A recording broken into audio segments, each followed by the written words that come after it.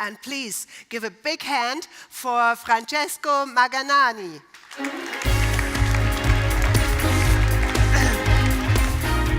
So you are senior manager, and you are responsible for e-commerce innovation in Italy. Yes, exactly. So this is brilliant. So I think we can learn a lot of things now from your part. And I have this very important item for you. Thank you very much. Thank you. Good morning, buongiorno, good morning. So actually, this was supposed to be the time to have Michele Raballo on stage.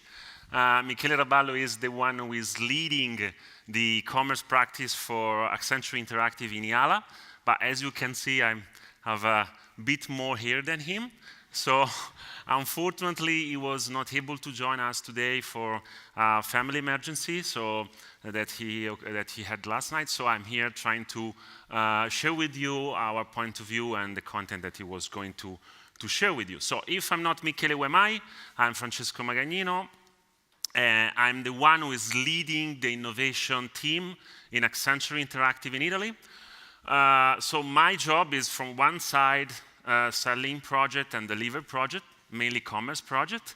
From the other side, I have this wonderful opportunity to work on innovation topics. So half of my time is dedicated in build pilots, build proof of concept on emerging technology with very fast innovation life cycles, and trying to figure out which kind of offers we can put in place on the emerging technology for our customers. So how can we support our customer with emerging technologies such as virtual reality, augmented reality, conversation, as we've seen before, blockchain, and so on.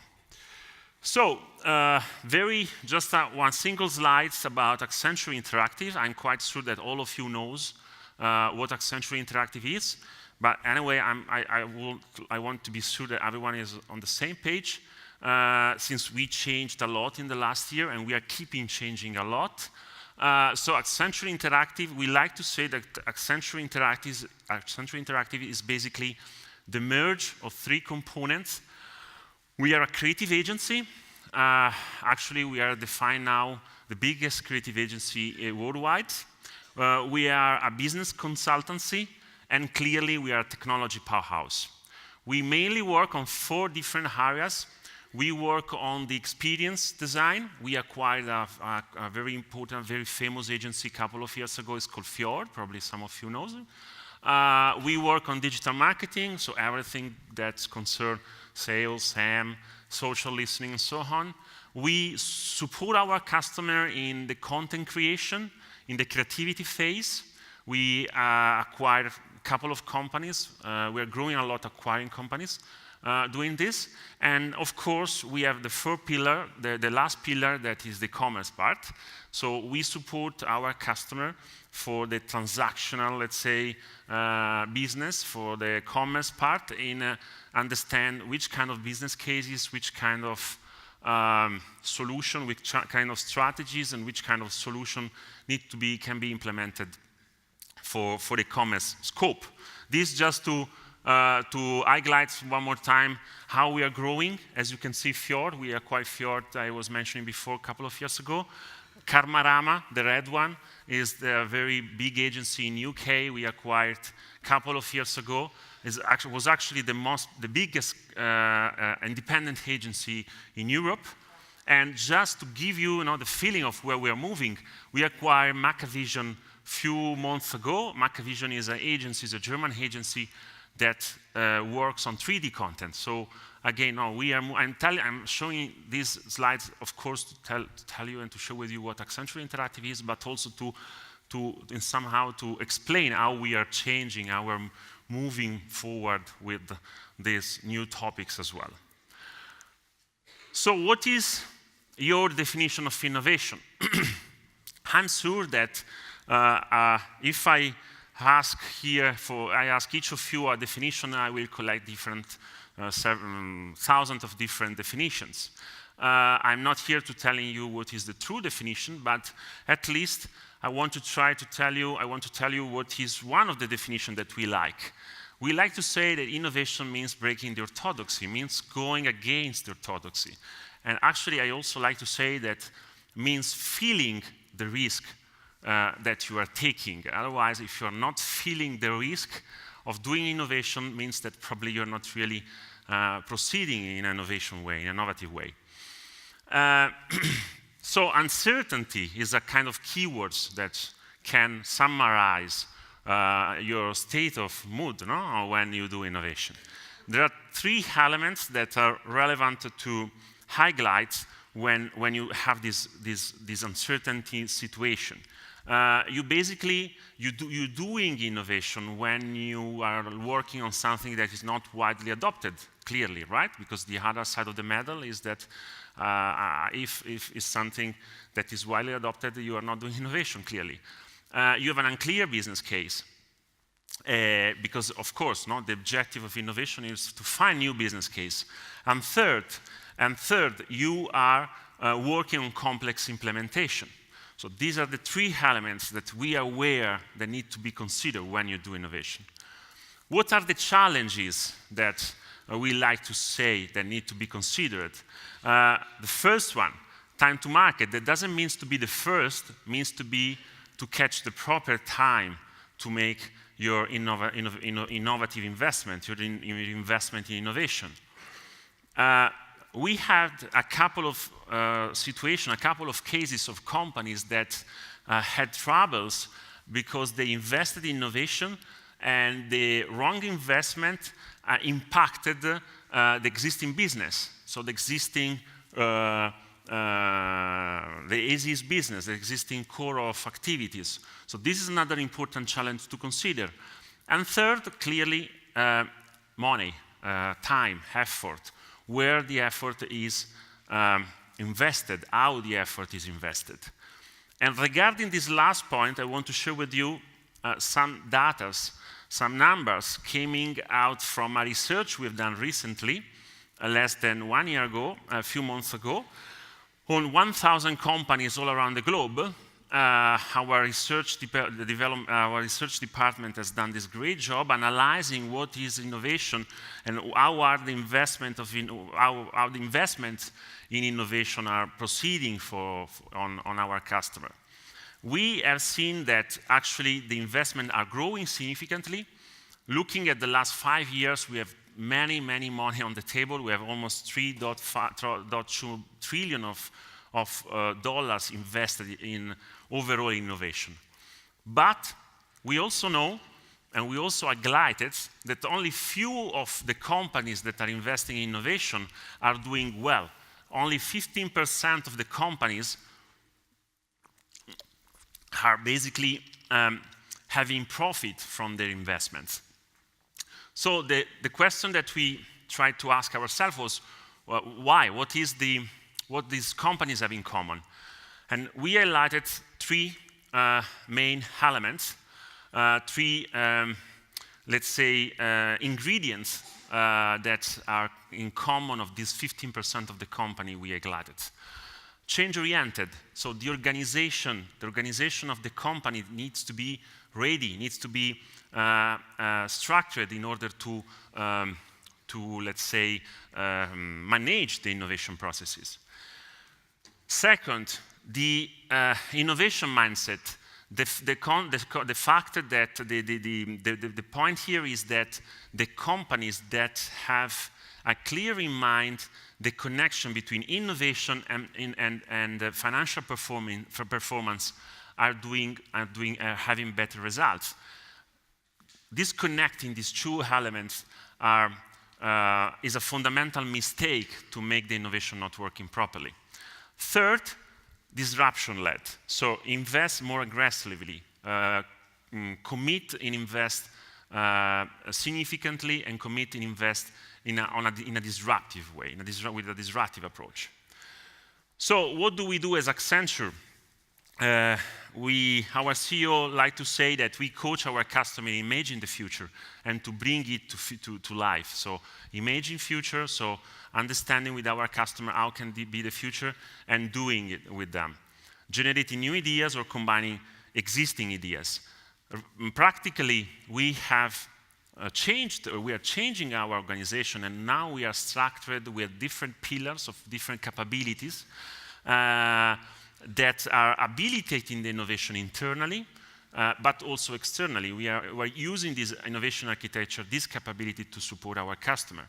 We have the research teams that, as the research we've seen before, that analyze the market, figure out the trends. We have the Accenture Venture, this new entity that is growing very quickly, that that invest in startups and that help our customer in investing in startups. We have Accenture Labs, where we basically do things, where we basically build proof of concept, build pilots. We have a very important research and development center in Sophia Antipolis in France, close to here. We have Accenture Studios, where we work on fast prototyping. So we support our customer in fast prototyping solution and see with them if these are working. Then we have the Innovation Center. One of the most important one is in Milan, actually. I kindly suggest you to figure out if you can come. We have this Innovation Center in Gaia Olenti, the main financial square of Milan, where we bring all the innovation that we collect and that we build around, and we showcase this innovation to our customer. And clearly, at the end, we have also the delivery centers. So we have the capability to take these things and to make these things concretely, to scale these things. And we have also methodology. Actually, this, I think, is one of the first time we are presenting this methodology publicly. This is a very new methodology we implemented along the last months. I mean, we worked during the last couple of years on this new methodology. So we have methodology to bring innovation. This methodology, again, is used internally, but is used also externally. We are proposing this methodology as an innovation approach for our customer. From highlighting the problem, from discovering the problem, to co-create the solution, till the implementation and the scaling of the solution themselves. So since I have very few minutes left, let me show which are very few words about the three main innovation chapters we are working on for the e-commerce part. Of course, not for everything, but for the e-commerce part. These are the three main chapters of innovation where we are working. Conversational commerce, as the previous speaker said, is a very important trend. Immersive commerce and augmented store. We strongly believe that conversation will be a huge wave. I always like to share this slide that is presenting conversation as an evolution of the internet. We put at the same level the conversation storm to the mobile storm and to the web storm at the beginning. As probably some of you remember, when Uber came out onto the market, now I mean everyone is happy to take Uber, not in Italy because there is not, but anyway, when Uber came out to the market, was the first application only mobile, so was incredible for that time. Now we are seeing services, companies building their services mainly or only on the conversational paradigm. If you have a look of this Snap Travel application on the internet, is a hotel site, American hotel site, and you basically land the page of this site, and then your entire experience is through a conversation. Is on Messenger or SMS. They merged different channels, but it's fully conversation. And we have some customer, several customers that are trying to figure out how to build new business, only conversation on top of their main typical businesses. And voice is part of this revolution, right? Or from one side we have the chatbot, from the other side with the voice. I don't know if you know these ads, but I like to show, and I'll let you know in a while why. There is no voice. Tack. Oh, anyway, doesn't matter. These advertise from Burger King. It's not a new one. It's from I think 1 year and something ago. But I think it's very relevant because it was an advertise that was presented by Burger King during the Super Bowl, and it's a very short one, and they basically used this guy to call in the House of the Americans the Google Home device in order to explain the ingredients of a burger. And I think the tricky things here is that we have a huge company like Burger King that invested in the mass market in order to habilitate an experience in an emerging technology. So from mass market to emerging technology, I mean, I think is relevant to show how these devices, how these trends are becoming important or relevant to the market. Okay, let's keep augmented reality is the immersive commerce is the other chapter where we're working. Of course, you know, immersive commerce means augmented reality from one side and virtual reality from the other side. We mainly work on augmented reality because we most believe in augmented reality. Augmented reality, or generally we call everything extended reality. This is a huge market that is growing significantly thanks to the fact that now iOS and Android have habilitated their mobiles to these kind of technologies. So the market is increasingly significantly, and we have done some works. Come. Do you want to see my new car? Honey, what are you talking about? I can't see a car. I'm talking about the future. Here, have a look. That's brilliant. Wow, stick with blue, your favorite color. And silver rims, as you like them. Want to have a look inside? Sure. This is great. Oh, fantastic.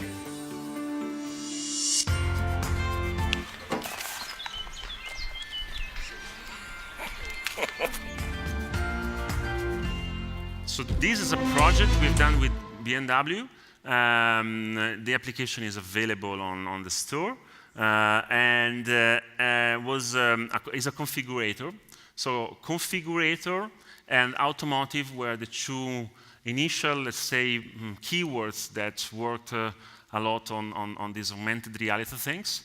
But we are extending our expertise also in other industries. We started to work with the eyewear companies.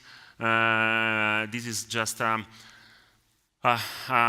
experiment we've done a couple of months ago in our offices. As you can see, one is a real glass, the other one is a virtual glass, because we are working with the eyewear companies to figure out how to implement and where to implement in the value chain the augmented reality technology, because clearly it can be implemented in the final phase when you sell, but we can also think to implement it when you have when you are in the production phase, in the creativity phase with the designers. And then one very interesting case that I want to share is this one. We didn't do this, unfortunately, but Victoria Beckham is one of the first companies that leveraged these new functionalities of Facebook that is proposing, has recently started to propose, where combining conversational and augmented reality. So these technologies are starting to match together. So here we have a chatbot interacting with the customer on Victoria Beckham on the Victoria Beckham Facebook page, and at one certain point, the customer is asking, okay, let me show me what kind of things can I buy, and I can see the glasses in the specific case, and when I see these glasses, I can decide to try these glasses directly from the Messenger application. So I do try on, and immediately, the virtual try-on application started to complete my experience. So now I have this omni-channel new technologies experience, leveraging both both augmented reality and conversation. My time is over. I want to leave you with this video. Just, I think it's very nice to share it with you. This is a video from Prada store. We didn't have the time to speak about the third chapter, that is augmented stores. But this video, I think you can find it in YouTube. This video is from Prada store in 2002 by Ideo. And it's really funny because it's presenting a lot of technologies that never worked. And some of that technology are still there now. We are still representing them. And I think it's relevant to explain and to demonstrate that at the end of the story, even if we work in innovation, the difference is the adoption, the difference is the human behind. And clearly, in this case, the human were not ready to have all these technologies. And I don't know, I never worked with Prada, but for what I know, they stopped to invest in innovation after this, unfortunately, case far in 2002. So I think my time is over. That's it. Perfect. Thanks a lot, Francesco. Great, great. Thanks a lot, Francesco. It was a pleasure having you. You're welcome. And thanks for all these inspiring videos concerning VR, AR. This is actually a thing you can experience during the big break later. So and the stand. Yes. The stand. So please come to the stand. Yes. Yes. So even. Thank you very much. Thank you, Francesco. Big hand.